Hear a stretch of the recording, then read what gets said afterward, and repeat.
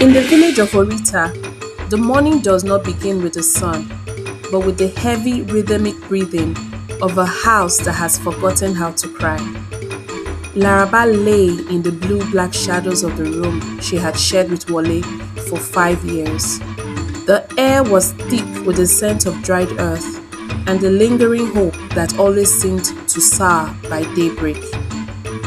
She watched the moon through the rafters, a pale silver eye that witnessed everything but said nothing. While the rest of the village still dreamed of harvest and weddings, Laraba rose. Her movements were a quiet dance of habit.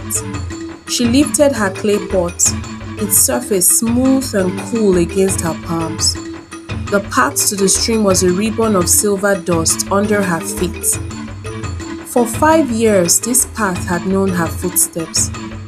For 3 of those years, the path had known her tears, shed in the secret hours when only the baobab trees were.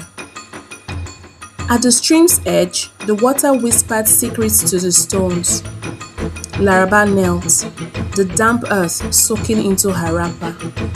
She looked at her reflection, searching for the woman she used to be, the girl who married Wale with a heart full of birdsong.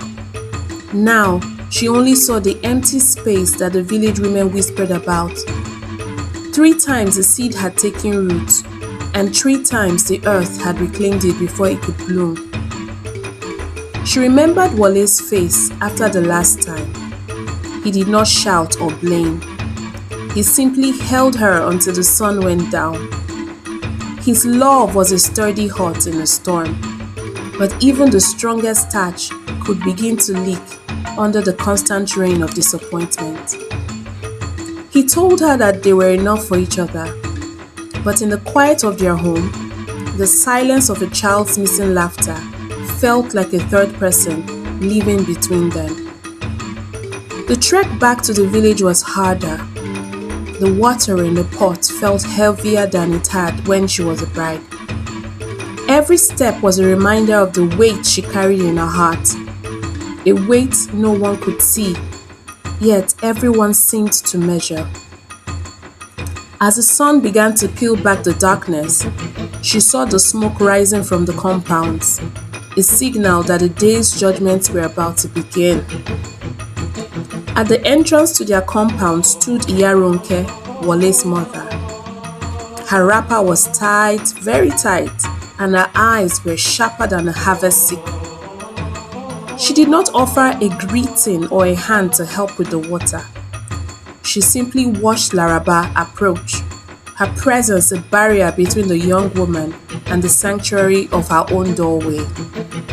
The air between them grew hot and still.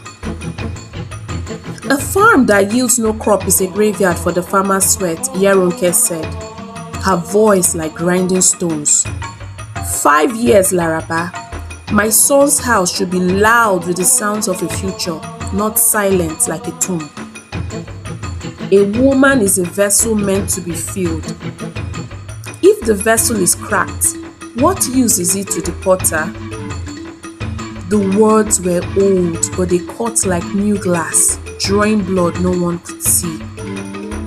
Wale emerged from the hut, his eyes darting between his mother's fire and his wife's eyes. He stepped to Laraba's side, taking the heavy pot from her head. "Mother, that is enough," he said softly, but his voice lacked the steel Laraba needed to hear. He led Laraba inside, but the shadow of his mother's words followed them across the threshold, darkening the room even as the morning sun reached its height. The evening meal was eaten in a soup of sighs. They sat on the floor, the light from the oil lamp flickering against the walls. Wale spoke of the yams and the weather, trying to build a bridge over the chasm of their shared grief. Laraba nodded, but her mind was back at the stream, wondering if the water knew where her lost children had gone, and if she would ever be more than a cracked vessel in the eyes of her world. Late that night, Laraba lay awake again. The moon, which had been her silent companion at dawn, began to slide behind a thick curtain of clouds. She felt the heavy silence of the house pressing on her chest. As the last silver of light vanished, Laraba closed her eyes and wondered, if the moon could refuse to stay in the sky, could she find a way to exist in a world that only valued her for what she could not hold?